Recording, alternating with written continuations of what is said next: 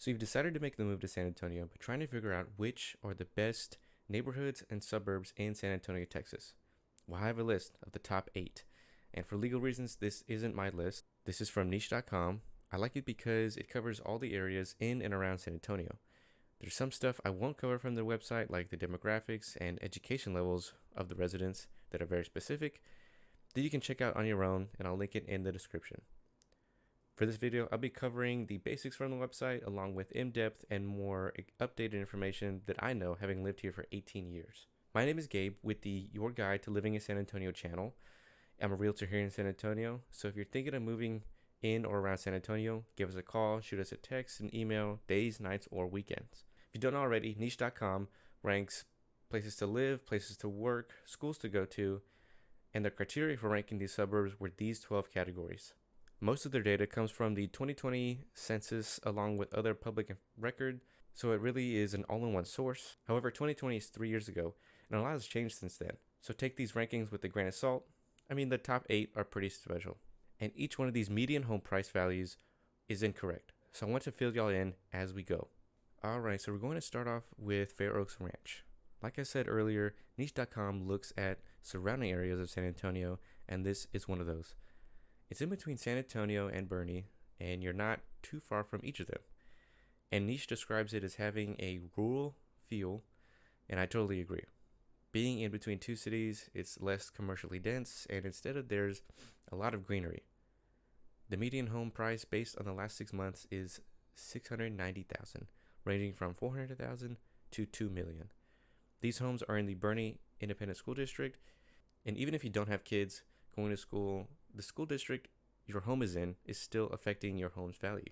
That being said, Boerne ISD is ranked number 3 for San Antonio and its surrounding areas. Fair Oaks is also ranked second best place to live in Comal County, which is San Antonio's neighboring county. Around Fair Oaks Ranch, you got Camp Bullis, which is a military training camp. Boerne, like I mentioned earlier, a very small country town. The Dominion, a neighborhood well known for its high-priced homes, and shopping centers down I-10 all the way to San Antonio. Inside the community, there isn't much besides homes and a lot of green and open space and like 2 shopping centers. They have a population of about 11,000 and take up about 12 square miles. Staying on the outskirts of San Antonio, right inside Bexar County, we're in Timberwood Park. Niche describes this area as having a sparse suburb feel, and I don't completely agree with that. Definitely the farther out of town you go, the more that makes sense, but it's more population dense as you get closer to the city. Around Timberwood, you got Camp Bullis again, Bulverde, which is a small town right above it, Highway 281 with a ton of shopping and places to eat, which leads into Stone Oak on the bottom, which surprisingly didn't make the list. So if you haven't heard of it, you should definitely check it out. The Timberwood Park area belongs to Northeast ISD and Comal ISD. Northeast is ranked number 6 and Comal is ranked number 9. They have a population of roughly 26,000, making it more dense than Fair Oaks, and Niche ranks Timberwood Park being the 4th best suburb to raise a family in San Antonio. Inside the proper borders of Timberwood is part of Stone Oak, some shopping centers here and there, and homes, of course, that are a median price of $560,000, ranging from $121,000 to $1.7 million. Okay, technically, a suburb is bordering city lines, but technically, Castle Hills is its own city. They have a city hall, police department, and everything. This is why I like Niche, because it includes all of San Antonio. Some websites will only account for San Antonio proper. Even Zillow does this. But back to Castle Hills. As you noticed, we're getting very close to the city central, and Niche describes this as having a urban-suburban mix.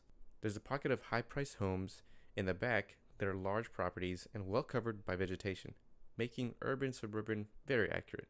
And because this is the inner city, Castle Hills has a lot more going on around it. You got North Star Mall, the Park North Shopping Center, Alamo Market, both very popular shopping centers, the airport that's 5 minutes away, the medical center 15 minutes away, and they are right next to 2 major city highways. Castle Hills belongs to Northeast ISD, and a Basis campus is very, very close. Basis charter schools are ranked the best for San Antonio and number 4 for Texas. Inside this 2.5 square mile area, there's a lot of eating and shopping cutting through the center of it all. Since we're in the city, the population density is going up from here, and the homes have a median price of $428,500, ranging from $290,000 to $1.5 million, making it the most affordable suburb we'll talk about in this video.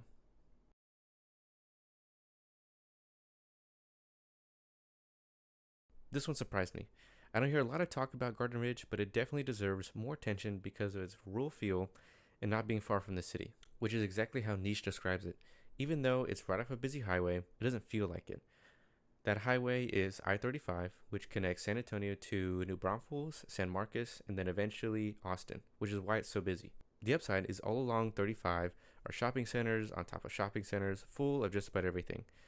As you go further away from San Antonio, there are attractions like Natural Bridge Caverns, a snake farm, a wildlife zoo, and Canyon Lake, which speaks to the rural feel of the area. Garden Ridge is also its own city, which will be the common theme moving forward. It's ranked the best suburb for Comal County. That being said, it does belong to Comal ISD, which is ranked 9th for San Antonio. Now, staying true to its ruralness, there's hardly any commercial footprint within Garden Ridge. There's a few parks, and the rest of the 7 square mile area houses about 5,000 residents.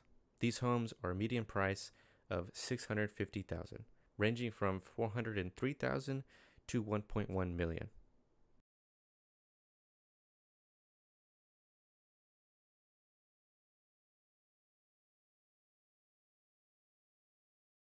Shavano Park is on the north side of town and ranked 24th out of 702 for best places to retire in Texas, which I think is pretty impressive. And it might be because the city life is surrounding the area but not intruding too much on the residents. Once again, Gabepalos is neighboring the area. We have La Cantera, an outdoor mall, University of Texas at San Antonio, the enormous Rim Shopping Center, and 2 major highways lined with restaurant, bars, and shops. Even with all that, Nice describes it as having a rural feel, which I don't really agree with. It's more of a sparse suburban feel. It's nicely covered by vegetation, almost half as population dense as Castle Hills, but there's still shops and restaurants in the area, along with a few parks. Shavano Park belongs to Northside ISD, ranked 12th, with the Basis campus, ranked number 1 in San Antonio, is very close as well. These homes have a median price of $797,000, ranging from $520,000 to $1.9 million. On to the top 3, which are actually very close to each other. Terrell Hills is ranked 2nd best place to raise a family in San Antonio and 18th out of 415 for best suburb for young professionals in Texas.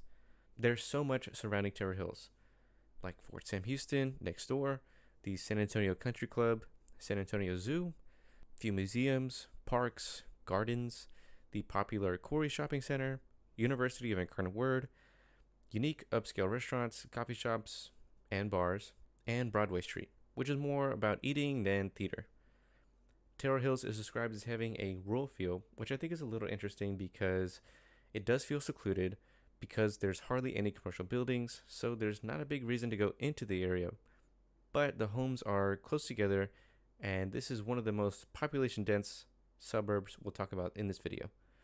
The median home price for Terrell Hills is $825,000, ranging from $200,000 to $3.2 million. The Terrell Hills is split for school districts with both Northeast ISD and majority Alamo Heights ISD, which is ranked number 2 for San Antonio. Stepping right across 281 is Olmos Park. It's very similar to Terrell Hills in terms of the surroundings. Same shopping centers and attractions, but different university. They're right along a major highway and more parks in the area. It's ranked higher for best place to live for young professionals and ranked 7th best place to retire in Texas. It's the smallest out of the 8 suburbs, but less population dense than Terrell Hills. There's one small park within Olmos, but everything else are homes. Its population density is high, but not as high as Terrell Hills or our next suburb. So when Niche says it feels like a sparse suburb, they're not too far off. It's very vegetated, so it feels more spacious. The median home price is $790,000, ranging from $470,000 to $1.6 million. And Olmos Park also belongs to Alamo Heights ISD, with the Basis campus very close. The final suburb, the best suburb according to Niche, is Alamo Heights. It's very similar to the last two suburbs. You get the same zoo, museums, shopping centers, golf courses surrounding it. But I think the main difference is that you have those bars, upscale restaurants, shopping in the suburb, mainly from Broadway Street. I know people come in from surrounding areas of San Antonio just to shop and eat in Alamo Heights. For example, Central Market is like the Texas version of Whole Foods. There's only one location in San Antonio, and it's on Broadway Street. People, myself included, go to Alamo Heights to find products or even services that you can't find easily elsewhere. I'm actually about to go to Central Market to pick up some supplements that are only sold there. And guess where the Alamo Heights schools are that I've been mentioning? The high school is on Broadway Street, and there's a basic school within the district, and surprisingly, the homes are not the most expensive in this list.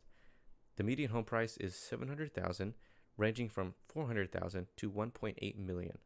But because this is one of the most desired areas in San Antonio, the population density is the highest on this list. But ultimately, it's going to come down to what kind of lifestyle you're looking for over here. And of course, what's affordable. Not every home in San Antonio is 650 plus. Actually, the average home price for San Antonio is around 340,000. Maybe you don't want to be in the Alamo Heights heart of the city life and you prefer something more quiet and spacious like the first couple of suburbs we talked about. Do you want to be closer to a Trader Joe's? That's what I like helping people with. Finding areas that are going to suit you the best. And hope this video helped. Again, I'm a realtor here in San Antonio. I've lived here for 18 years. So feel free to reach out to us if you have any questions about moving to San Antonio. You can call, text, or email. And I mentioned schools a lot in this video, but I made a more detailed video about the top 5 school districts for San Antonio that is on screen now. Thank you all so much for watching, and I'll see you in the next one.